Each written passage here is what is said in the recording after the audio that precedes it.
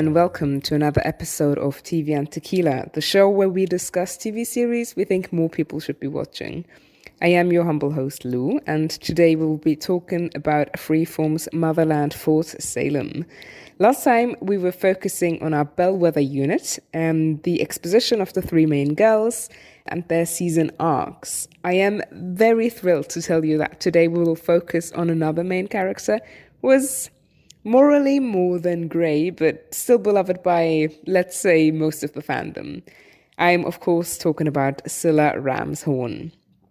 As usual, my fellow fans and friends Alex and Chloe will be talking from the American perspective, while Laura and myself speak from a rather European background. Before we jump in, some housekeeping.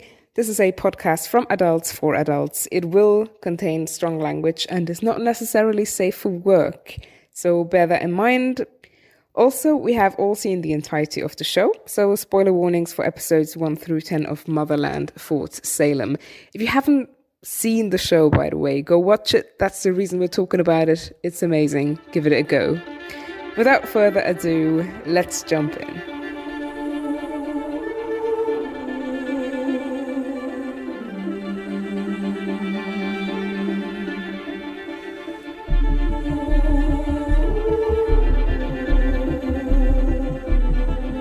Hello, welcome back. This is our MFS podcast where we talk about all things Motherland Fort Salem. I'm back with the same cool people as last time. Laura, why don't you introduce yourself and tell us what you're most afraid of? Jesus. Hello. I mean, I'm not Jesus. Okay. No, she's just afraid of Jesus. Anyway, hi. My name is Laura, and I'm doing a really bad job of introducing myself, and I am afraid of heights and, well, I'm not afraid of mold, but it's super gross, and leading a meaningless life, and Dalmatians. Sorry. There goes Laura, going really deep. Chloe, why don't you continue?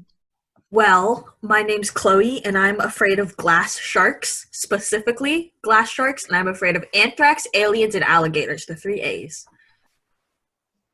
Thank you very much, Alex. I'm Alex. I'm afraid of following all that up. I'm afraid of cockroaches. I will start crying. And I guess I'm probably afraid of the dark. I just spook myself so easily. Like, I'll be fine, and then I'll just be like, what if there was a gross, creepy, terrifying monster in my closet, and then I had to sleep with the light on, so. I'm Lou, and I am afraid of everything related to teeth. I cannot talk about teeth. Dentists are my absolute nightmare. Also, I'm probably afraid of failure, and also leading a meaningless life. Thank you, Laura, for that one.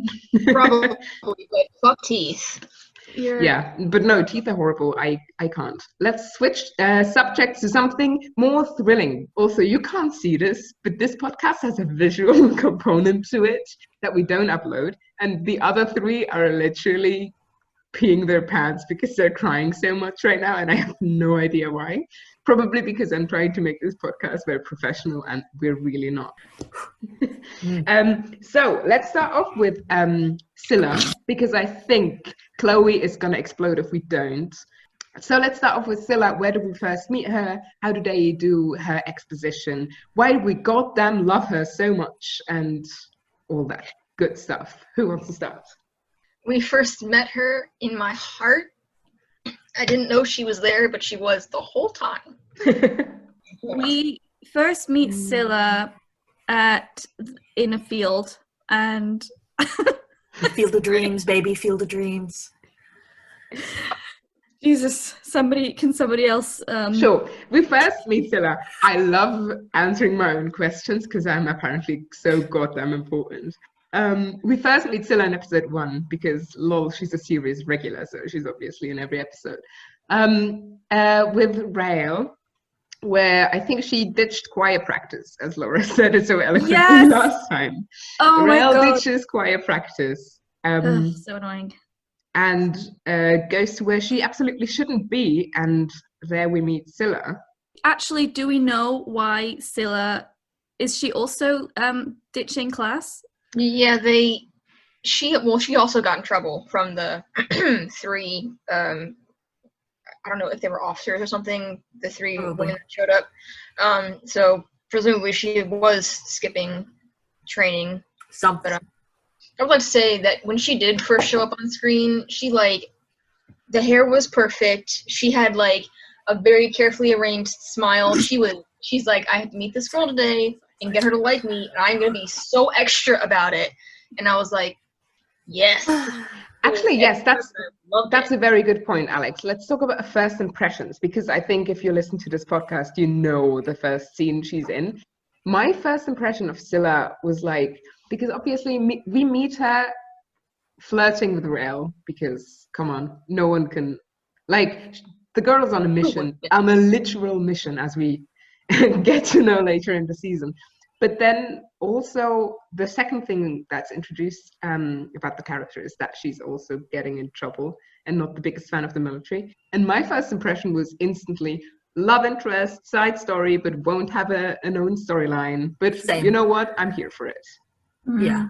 Yes. They kind of go out of the way to, like, show that Scylla has a life and studies and training and whatever outside of Raelle, because there's a few, like, 2 or 3 times throughout the season where she's like, I can't do this thing with you because I have my own thing to do. Like, she didn't stay for the lacrosse game because she had training, and she didn't go to Beltane because she had necro stuff to do and her own stuff outside of, you know, her girlfriend. It just establishes her as her own character, not a plot point to build Raelle's character story up. Yeah, I agree with this to a point, because the trope of the girlfriend essentially in TV is that the girlfriend, only shows up in conjunction with the boyfriend or the girlfriend to her. So I think they try to subvert it by giving her scenes alone, which I really appreciated. And like you said, Alex, like oh no, I got to do this, I got to do that. Although when you look throughout the season, she only actually ever interacts really with 2 characters, Raelle and Anacostia, and alone a balloon. Does the balloon count? We don't know. I remember when I was watching the final few episodes, I was really nervous that a balloon was just going to randomly show up, and I was just all the time, I was like, oh my god, what is it? What are they looking at? Is it a balloon? No!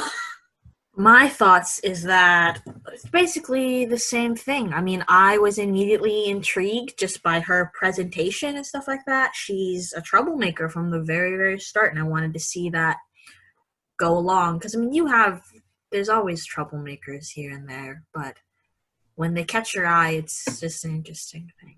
I don't know how to... And they make themselves known. It's interesting, just the dynamic that they had. Because immediately right off the bat, Raelle didn't want to do this shit. And Scylla was just kind of like, shouldn't you? And Raelle's like, ooh, she's also playing hooky. Big, like, she's not going to be like, she's not rolling over for them and stuff like that. And like the comment afterwards, like, well, they were loads of fun. She wasn't concerned like, oh no, we got demerits. Like, oh no. She was like, well, that fucking sucked. And she wasn't like rolling over for the military. And so a kindred spirit in a place with Tally and Abigail being so rah, rah, rah. And it's kind of a nice thing. She smiles for the first time genuinely with Scylla. And I do too, but like, we're gonna sidebar that. I just wanted to say I was stressed because I feel like what's the word? Is it the word stickler? A very like well-behaved, orderly person who doesn't like to break the rules and get in trouble. I felt very stressed in that moment because she was encouraging Raelle's rule breaking and choir practice abandonment, and I was just like, okay, I get that they're supposed to be kindred spirits and they're very flirty and they're both very attractive people and they seem to have that instant connection, but also can they go back to class?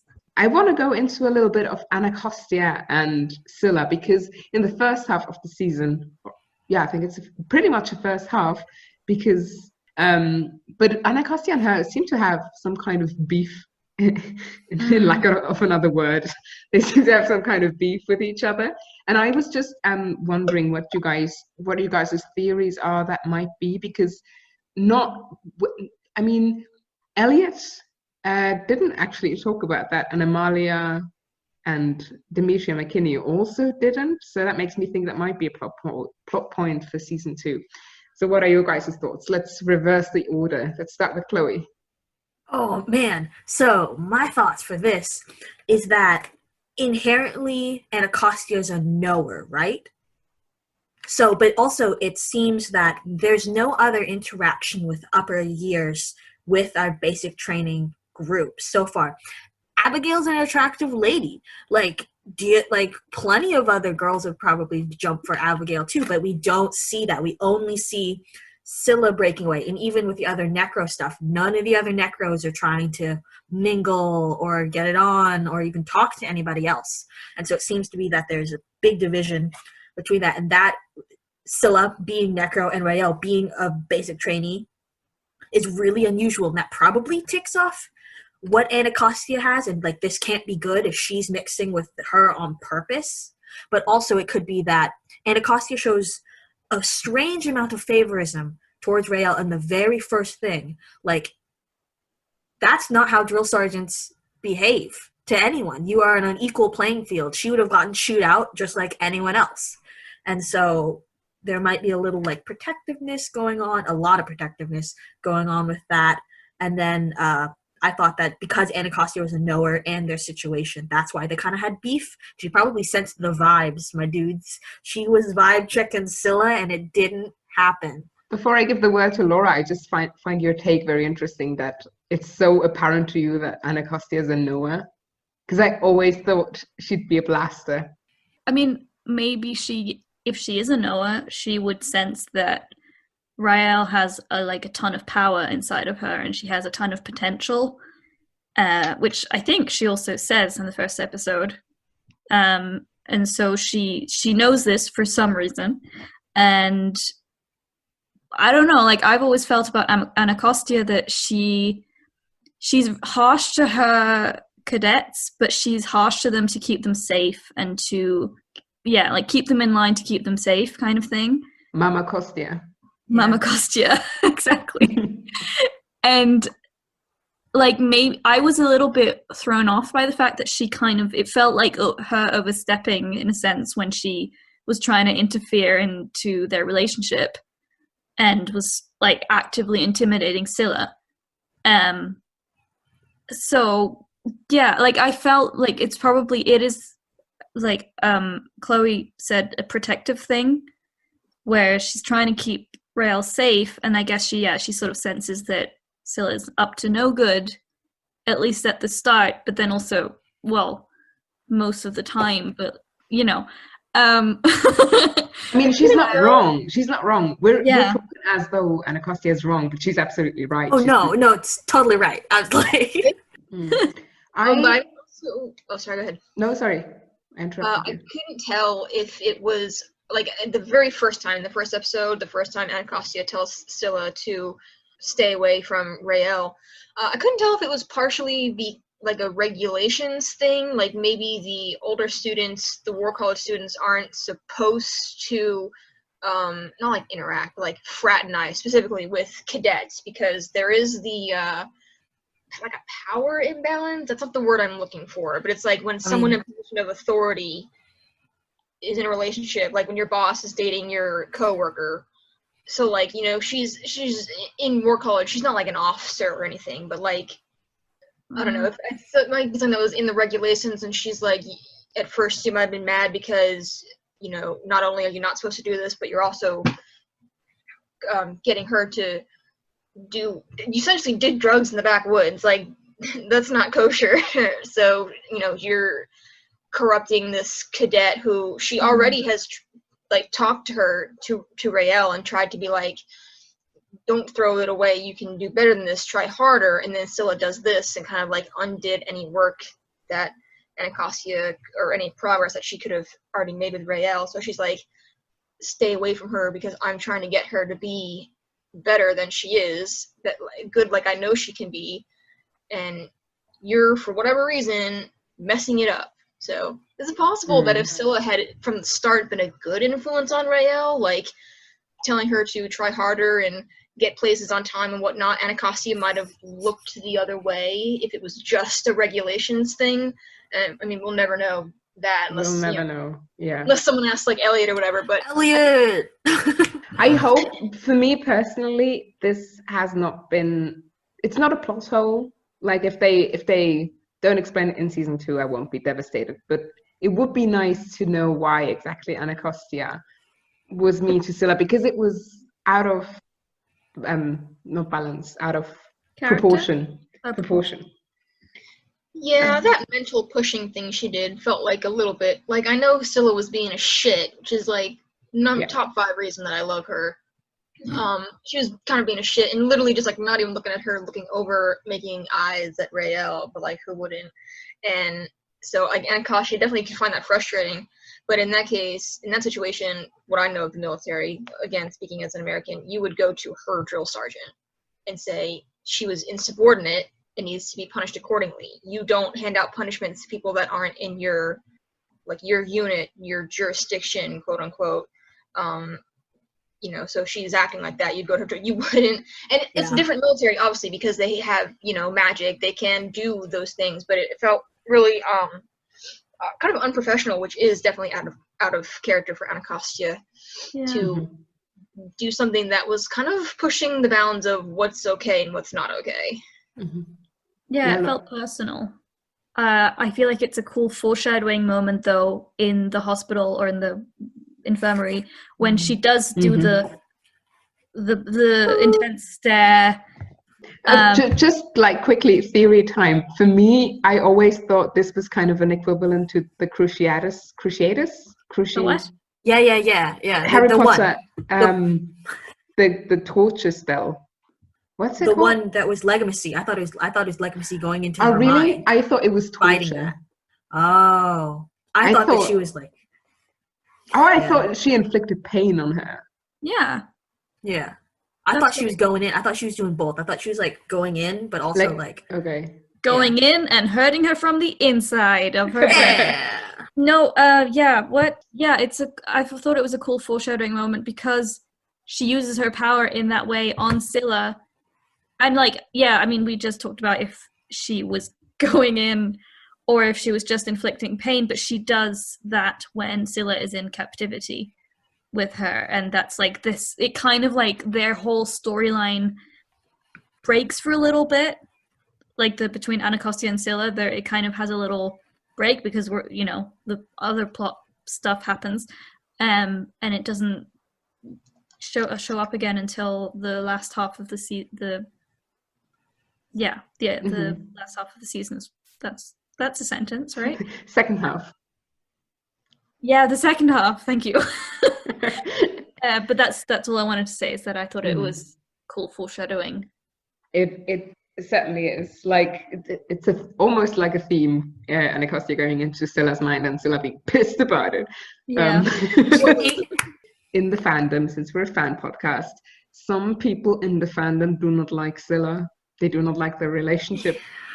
So I kind of wanted to throw it out there. Why do we love her so much? Because looking at the facts, and I say this, I'm trying to be as objective as I can. Scylla's not the nicest person. She hasn't done the least mistakes, and she's not necessarily the most sympathetic. Yeah. But my basic question is, why do we love, on paper, very grey character? Alex, why don't you start? I relate to her because I too am a terrorist. Yo, the FBI, they're checking Zoom meetings, bro. They're listening. I think the reason, speaking just for myself, that I love Scylla so much, she's so pretty. No, the reason is because she is relatable though, because everyone has that like fantasy. If someone does a big wrong against you, like if some great injustice has happened to you, everyone has that fantasy of being able to take the power back and have it for yourself again, and that kind of smugness of knowing something that someone else doesn't. So in her case, it was the military killed her parents, and she decided to join, answer the call when it came. And at first there's still like lots of gray area about when she actually joined the spree and like why she really joined the military, because it was all set to Porter, could have been lies. We'll find out more in season 2, I'm sure, but currently it seems like she joined the military, and I am inclined to believe the reason that she gave to Raelle and Porter, that she was trying to find some justice for her parents, beat them at their own game, and then the spree came later. So she joined the military to, find the justice for her parents, but then when she joined the spree, it was that kind of like happiness you get when you know you're part of something big and these people around you it's like Neo in the Matrix. It's like you're looking around all these sheep and you're part of something bigger. I don't know, but it's just I think that she's relatable because of that fantasy a lot of people have of I'm in trouble now, but just wait until the truth comes out and you see that I was in the right. Being able to take control of something after things go very, very wrong. Mm-hmm. Yeah, like having been wronged and then kind of trying to taking charge in a way. Yeah. Taking back control.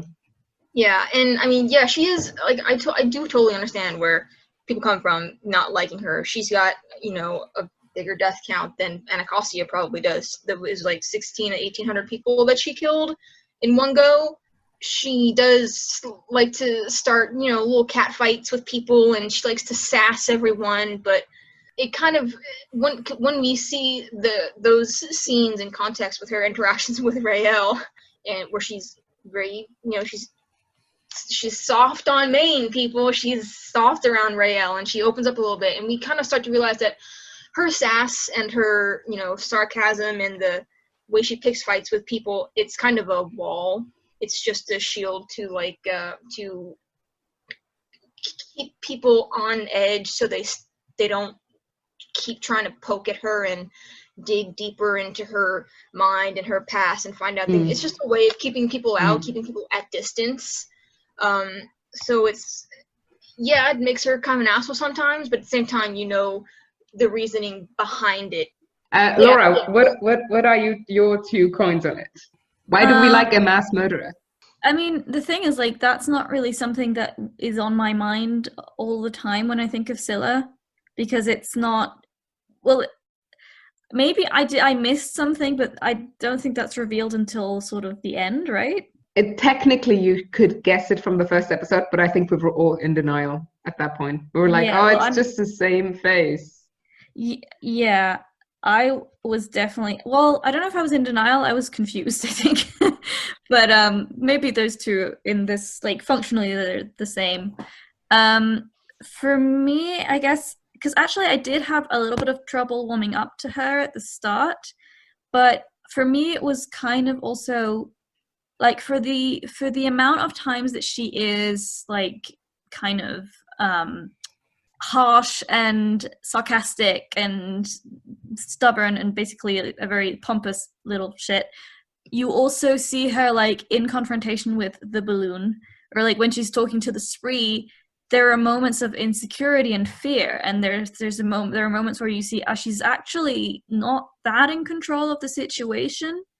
Like, I mean, she's not in control because she has been given orders, or she's being given orders, and that for me makes it easier to understand her, I guess, if you think about somebody who is disillusioned with the military for obvious reasons and who wants to find a way to feel less helpless, so she joins the spree and then has to follow other people's orders, though. And it's not like she is the spree, because that's what they say all the time when they walk away from a crime scene, but as if someone was recording them. Yeah. It's like, excuse me, who are you again? We are the spree. Very dramatic. I always find that really funny, actually, because I'm just like, who Who are you talking to? Sorry, I've completely lost my train of thought. But that's basically it. That she is, yeah, she's a very great character. But for me, yeah, it wasn't actually necessarily her interactions with Raelle, although I do like them together after a while. But for me, it was more her own story and development, and just showing her being afraid as well as questioning, and just like basically young and lost. That's funny, if I might jump in here, because for me it was quite the opposite. Not the opposite, because I clearly still love her. But I liked her like in the beginning, like from episode 1, I was like sold. I was like, oh, you're gonna be a fun character. You're also in a relationship with Raelle. At the same time, shifty, and I didn't really care whether she was spree or not, because I kind of knew she was probably not gonna deliver Raelle. And I was right, yay. But then it started to turn for me as soon as she was in captivity and we saw crazy Scylla, TM, where, because she wasn't like, oh, okay, you caught me, I'm gonna try and plead my way out of this, or I'm gonna explain you why I did it, but she mocked them. She just sat on a chair like a fucking throne, and she mocked Anacostia, and she seemed to lose it, like her sanity at some point. And I was like, damn, Raelle, do a better personality check next time. Because for me, she had many plus points in the first half of the season. And then in the second half, she started to lose them up until the last 2 episodes, where I was totally on Team Scylla again. But I find it really interesting that we had opposite ideas of what is sympathetic and what not. Cults and like spy groups and even military or, you know, law enforcement, whatever, you know, people who do like clandestine stuff, you have special training for when you get caught by the enemy. And part of it would be, you know, don't act like you don't know anything, because obviously that's a lie. You know, act like you're crazy, you know, so that they can't get anything out of you. And you think that, so like, I kind of thought that her actions where it looked like she was losing her mind a little bit, I thought those were just acting for her, because as you know, like spree training, if you get caught by the enemy, I don't know if they plan to get their people out if they ever get caught, or you're just burned at that point. But it's kind of, you know, I thought she was acting like that because that's just what they told her, they trained her to do in case you get caught by the enemy, because they'll take anything you say seriously, you know, distract them from their point of their questioning, and I mean, it worked. Chloe. Well, you have the floor. This is gonna go on the internet, and my girlfriend's gonna listen to this, so Oh boy. I liked her because it's fun to like a bad girl. It's fun to like a bad girl. I'm down for that, 100%. Additionally, she's everything that, oh God. Say it. I'm so sorry. She's everything that, like, is fun and flirty, and who wouldn't want this older girl coming up to you and being like, well, shouldn't you? And immediately getting some chemistry and stuff like that. No, she doesn't want to be here either and stuff like that. And she's easy on the eyes, and she's got a sense of humor, and wow, R.I.P. me, I'm going to be in the doghouse. But additionally, she's just an interesting character. And it's just, this is how she is, and these are the way the way she does things and carries herself, is that she's a cocky little shit, and I'm kind of into that. So, let's see. Based on what I think her actual personality is, I got a little worried around the Beltane episodes. She started to get a little gaslighty, and I was like, ooh, not super into this. I got a little like, maybe I read her wrong, and then later on, when they had the conversation of themselves, I was like, well, I believe this is her, because this is a very vulnerable thing to say as someone who she finally did tell the truth about her parents or daughters, and she's not supposed to have attachments, and like, that's a very real thing and stuff. Attachments are hard, especially for people who are in that situation and stuff. But then it got to episode 5, and she delivered that weird line to Anacostia. I have deep feelings for her. It felt like completely, and I was like, yo. Oh, that threw me. Huh? Yeah, I was so confused. I was still down for it because I was like, I was a little concerned, but I still liked her because she's beautiful and I think she's great. But that definitely threw me because she said right before she does have feelings for her. Taking the spree and the spree agent and stuff like that. She does. But then that line, I was like, oh shit, is this like fucked up? And then immediately after, she doesn't deliver Raelle. I was just gonna say, I would argue that Anacostia just brings that side out in her. Oh, you're right. Because she's I mean, Abigail is also not into Scylla. Abigail is also not particularly supportive of their relationship, for example, but she's not, as far as I know, against it. But Anacostia is somebody who is very much against their relationship and very much tries to discourage them, and also straight up like goes up against Scylla on multiple occasions. You know, Anacostia is one of 2 people so far, the other being Porter, that has seen not necessarily the truth of what she's doing, but knows that she's up to something not good, and she doesn't know how to handle that, so she panics and does the most permanent thing she can think of to like shut that down real quick. With Porter, it was walking him off a building, and with Anacostia, it was saying, I have deep feelings for her, that line. Now, I'm deaf. I can't hear tone or intonation or things like that. I can only go by what I see. And it looked to me, the way she delivered the line, and it couldn't just be that Amalia delivered the line weirdly, even though she's flawless. It couldn't. To me, it looked like she was holding it over Anacostia's head. That me and her are closer than she is close to you. So everything that you've been teaching her and showing her about herself, the things I've done, more important. She would choose me over you in a heartbeat. It kind of sounded like she was doing that, which probably was hurtful for Anacostia to hear. She didn't show it. She is a straight up G. I think also what made her more likable to me, because that just made me think of that she's actually quite a bad liar. When it comes to like Raelle questioning her about her past and Porter and everything, she just like, I can't talk about this right now. I'm gonna go. Bye. And I just found that interesting because like she has these very deep convictions, but she's everything like she's also fine as long as things go swimmingly for her and her plan. But as soon as she gets challenged on it, she reacts in various ways. And I think that with Anacostia, like we were saying, it brings out that kind of defensive side and also that kind of like, yeah, fuck you. But also, and with Raelle, because she is more vulnerable around her, she can't really do that. She can't really just go like, oh, fuck off, Raelle. Watch someone die. But like, she can't do that because she has feelings for her. And so she just kind of walks away, I guess. Just for the record, with anyone else, she's like, boo-hoo, watch someone die.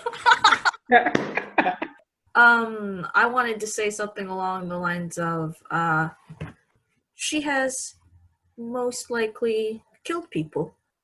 But here's the thing, so did Raelle.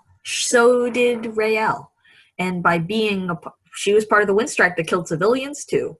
So, but here's at the end of the day, when the military as a complex is just as guilty as she is, and joining that complex is kind of agreeing to be part of this mass murder in a sense, because there's things that happen that are deemed worthy by the military, and there's things deemed worthy by the spree that end up being the same justification to kill innocent people. Yeah, but Raelle, she killed that spree, right? With the scourge, the one that looked like Scylla, she killed her, right? Okay, that was cold murder. She was in a place, but still. And so yeah, they have killed people, and it was under the command of the military, which they didn't really have a choice in joining. But still, there's accountability there. And So yeah, I mean, everyone, like, no one's hands are clean at all. Is like a good message the show is trying to send us. All that, yeah, no one's hands are clean. People are using the same justifications, and it's all about basically who's got the media on their side. Everyone thinks that their war is justified. You just pulled that straight from the Avatar: The Last Airbender. Hell yeah, it did. And I was going to say something about it too, but I was like, no, let's not bring The Last Airbender into this. And then Hell Chloe's yeah, like, it did. Let's bring The Last Airbender and everything. But speaking of having blood on your hands, I really want to get into that because I'm in the Amethyst Research Institute, and there's a hot-ass discussion about whether Scylla actually did the Mole Massacre. But for you, Laura, who is not very active in the fandom, so basically, the show tried to reveal that Scylla, like coming full circle, Scylla actually was the one in the, I call it prologue, in the very first episode, was the one who caused the Mole attack, like the Mole Massacre. Which I, without further thinking about it, was like, yeah, okay, sure, that makes sense, because we saw that redhead, who, like, the blonde one changing back into the redhead, and then later that episode we saw the redhead turning into Scylla, which I was like, okay, fair enough. But there is a discussion, and I think it's ongoing, maybe not by the time this airs, but at the time we're recording this, it's ongoing, whether Scylla actually did it, whether it was proof enough that it was her face, or whether, since the concept of puppeting was introduced in, I believe, episode 9, whether Scylla had been puppeted. Because, and here's my 2 coins on this, when I heard the theory, I was like, go to hell, come on, you just don't want to believe Scylla did something like that. But then I went back, and whenever Anacostia asked her about having, like, done the massacre, she doesn't answer. She doesn't say she did it. She doesn't talk about it. She doesn't, like, she never confirms that she was the one who did it, which made me think, this is sketchy. Elliot Lawrence, are you playing us? I both hope and don't hope that he listens to this podcast, but from a cinematic point of view, which is never usually my thing, I'm always about character analysis, but cinematically speaking, there's no reason to show the mall girl turning into the redhead girl and then later show that girl turning into Scylla unless you were trying to establish a connection between the two of them. So I think that definitely physically it was her there in the mall with the balloon doing shady things, and then there is because after Anacostia does get into Scylla's head, she tells Alder about Baylord, and she says, kind of almost like debating with herself, do I say this, do I not say this? Then she says that Scylla wavered when she did the mall attack, and that could have been because you got to think probably there was a spree somewhere outside watching, making sure everything goes. It was her first mission, I believe. That was what they told us when we saw her in her memory in Baylord. It was her first, her first mission to do this kind of thing. So probably someone was watching her, saw that she was like, looking at this kid and looking at these people and maybe like, I don't want to do this. And then she would have been puppeted to do the attack. Which is evidenced by the fact that she doesn't talk about it at all. She doesn't even deny it. She doesn't say, yeah, that was me, or no, that wasn't me. And my theory is she doesn't remember. Like, if she was puppeted, they didn't explain exactly what that feels like. I imagine you kind of black out for a little bit, or you kind of feel fuzzy, like you remember doing it, but you don't remember feeling you doing it, like when you remember something you do in a dream. So I think it was her there that was physically, and I don't know. We don't know if she was puppeted. I don't know if I had too many syllables in there or not, but at the same time, I don't know if I want her to have done it or not, because, like, obviously I don't want her to be a terrorist, but at the same time, like, it would almost feel like a cop-out. Like, she did that. That was a choice she made. She did the whole thing, and I want to see... There's not really redemption for that. Like, Zuko didn't kill 15, 16, 1,800 people. He did way worse. He made some bad choices, but he wasn't a mass murderer. So I want to see, because there's not really redemption for that act. There's just like redemption for your personality, for your like character as a whole. So I mean, I want to see them confront that, because we all skate over it. The way they skate over her killing Porter, like Raelle was already looked the other way on that. Would she look the other way if she knew about the mall stuff, you know? So I want to see them confront it. Like, I want to see Scylla confront the fact that she killed all these people, and see how she deals with it, because I don't know. That's all I have to say. To quickly get back to the puppeting, what I just thought about their general demeanor of all the people who go do murders for this in the name of the spree, and then walk away saying we are the spree. And you know how I always found it really strange how they're just so emotionless and so just robotic in a sense, like not just Scylla or you know from the start, or you know the guy in the pool, for example, he's very dead in the eyes, and that's actually very interesting because maybe they're all being puppeted, but I don't know, because I just had this thought 5 seconds ago. So It's like having a thought. Yeah, but wouldn't that be interesting? The spree puppets all of its murderers. Chloe, what do you think? Oh, yeah. I mean, what Laura says, like, that's a crazy thought, bro. That's insane. I didn't even think about that. Because people got emotions. I totally just forgot that when, terrorist or not, you got emotions. And those committing this mass, watching people jump from the balconies and hit the floor, that was graphic. And to, like, walk away from that. But, I mean, maybe they could puppet in the sense of, so no one fucks up. So in being with the spree, you are consenting to that. Your body basically is doing the things and you are doing the things, but they're doing it so you don't fuck up. And they let and so because then you can do exactly what they want, but if you get caught, it's on you, so that they have no connection to it. Wouldn't that be a nice parallel to the military, where you officially conscribe body to the military? And then spree is the exact same thing. Oh, that would be gold. Now I want it to happen. Guys, now I want it to happen. What have we done? I know. But that would be interesting, because they say parallel hierarchies that dissolve under inspection. So it's when they're doing it, it's one person. And so that person gets taken out, and then where the rest of them are nowhere. I just wanted to quickly bring up like I have been for this whole episode, the "we are the spree" sentence. So actually, now that I think about it, would make sense if they were puppeted, because it's not like, hey, I mean, it would be a really weird catchphrase if they were like, hey, I'm doing this in the name of the spree, but like they're saying we are the spree in a sense of we are one unit and one, sorry? Like a hive mind. Yeah, like a hive mind. Yeah. We act as one, basically, and that would potentially imply that they are not acting alone in their mind. Which would explain the choice of saying we are the spree, not I'm the spree. Because you could technically say I'm spree. Yeah. I'm the spree. You could say that.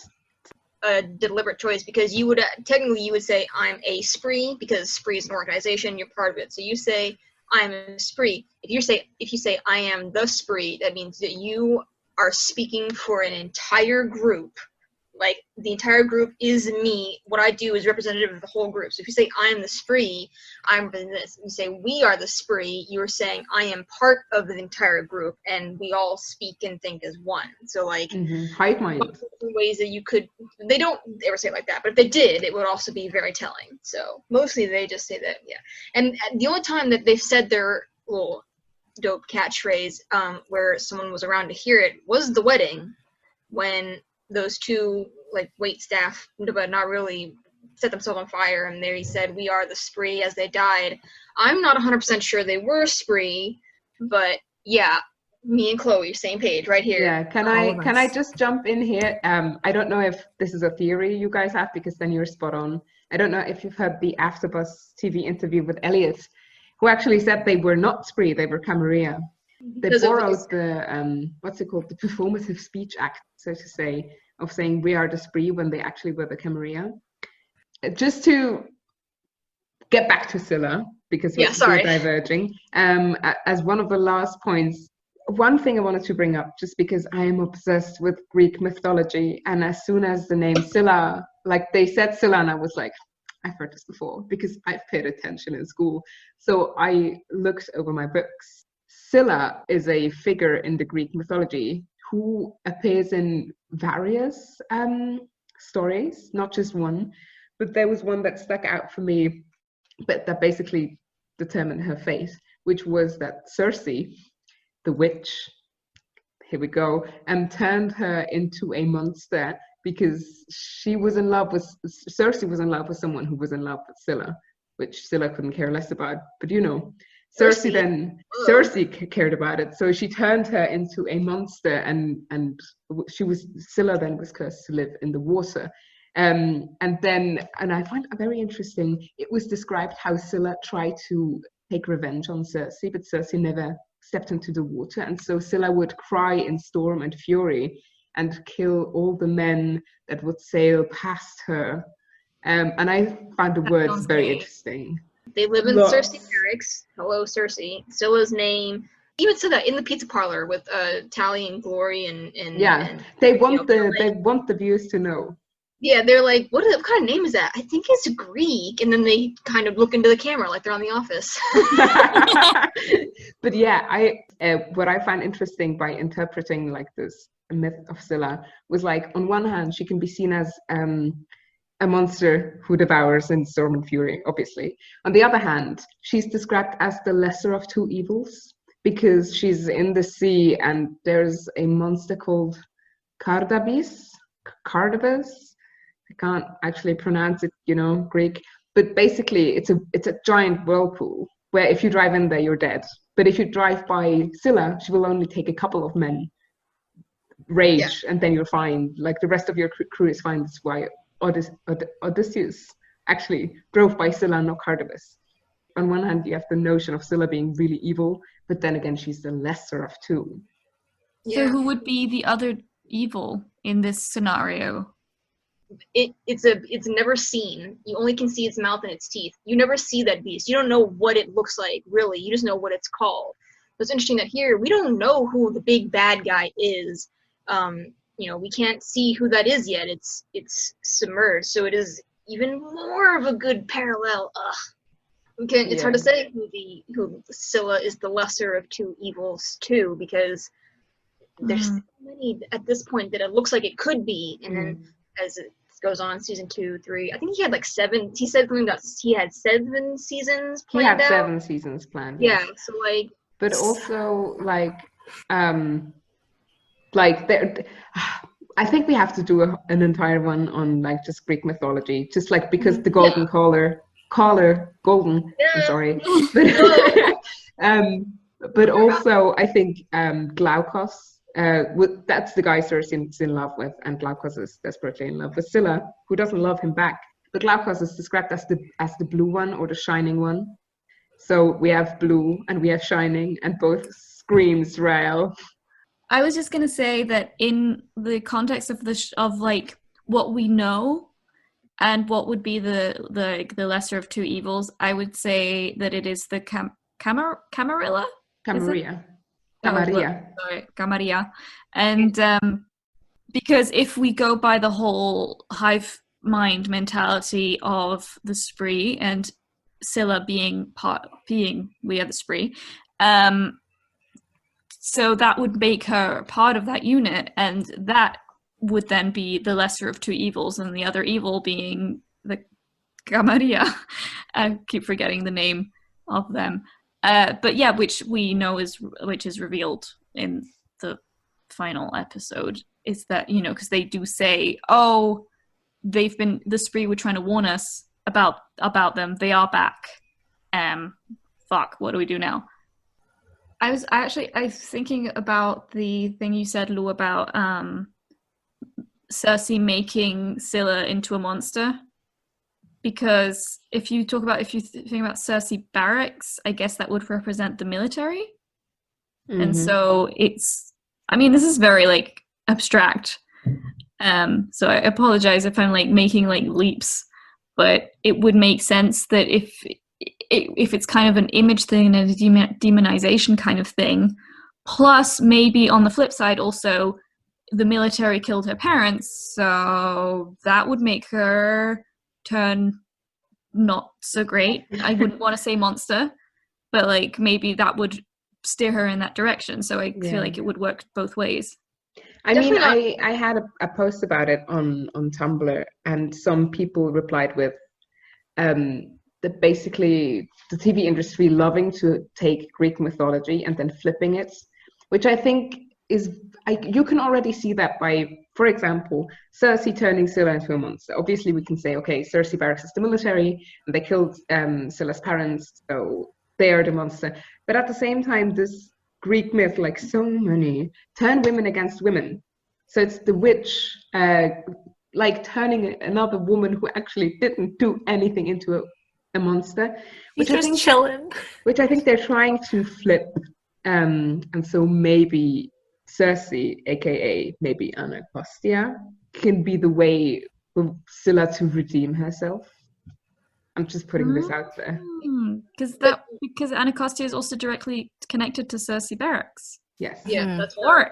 I also, like Laura, you kind of said you're not sure, like, if you're reaching whatever. Definitely not reaching, because like, TV, books, movies, whatever, you don't name anything without extreme deliberation. Like, they named her Scylla, they named it Circe Barracks. I guarantee whoever named those, the writers, whoever, Elliot, knew what those names meant, looked at the stories behind them, was looking probably for something like that, and stumbled across those.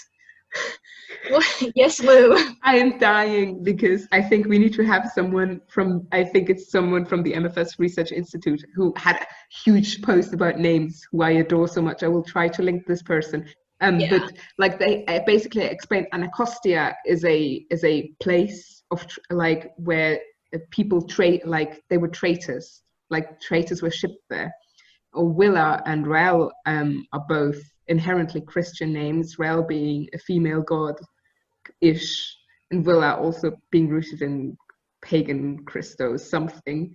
Yeah. I've seen posts on Tumblr too that break down their everyone's names and their last names and everything about, you know, what they all mean. And I see those for all kinds of shows. It's very popular to be like, yeah, I don't think we're reaching at all. I think those names are very deliberate and intentional and are devices to help tell the story. Yeah, I mean, in this case, definitely. I was just going to bring up one more thing, which is that, yes, she's a troublemaker and she doesn't like the military and she's a bit of a poopy, she has a poopy attitude. Sorry, I couldn't think of a better word. She has a very stubborn attitude and she's very anti-military. But I kind of wonder if she brings out that side more around Raelle, because she graduated from basic training and she's in military college. What's War College? Fuck, I can't remember these names. War College. She made it through, and I mean, Raelle had trouble staying like on top at the start because she was being difficult. Well, in Scylla's year, they had 9 months, so it was more paced out, and they had more time to catch up going from civilian life to military life. And then in Raelle's year, they condensed it down to 6 months, so things went a lot faster. It was harder for them to keep up, so that was probably it. Her parents were killed when she was 16, and that fucks you up pretty good. But she could have also joined she could have joined the spree earlier to get revenge, right? Or no, she could have joined earlier, basically, though, right? I'm not sure. Because she could go, they could have sent her in and been like, you need to be the inside man right now. You need to tell us what's going on, because again, going through, you don't have to believe everything they say to get through basic. You just have to do what they tell you at the right time. Yeah. Doesn't mean you can't hate it and not want to be into it. You just got to do it. Because that might have been her assignment, to be in here and be until we get this other thing happening and stuff like that. It could have been, she could have joined much earlier and not loved the military, but also or completely detested the military from that point onwards, but just had to do it. It's just something she had to get through to help the cause. Yeah. There was almost a throwaway line from Porter when he was talking to her, I believe at the end of the lacrosse game, when he said, you used to say a lot of hateful things.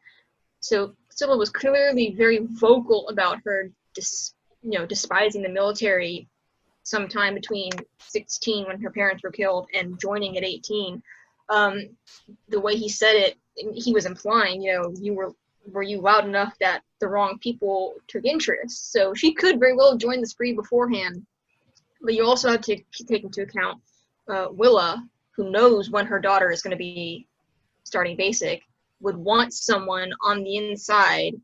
The spree in general would probably love to have someone on the inside of Fort Salem feeding them. I think they have multiple people, by the way. They probably would have multiple people in there, but Willa Collar, who knows exactly when Raelle is going to be in basic and wants to get her daughter brought back to her, could have gone out of her way to find someone kind of the right age and the right gender and, kind of the right attitude, and been like, this is who I want for my inside person.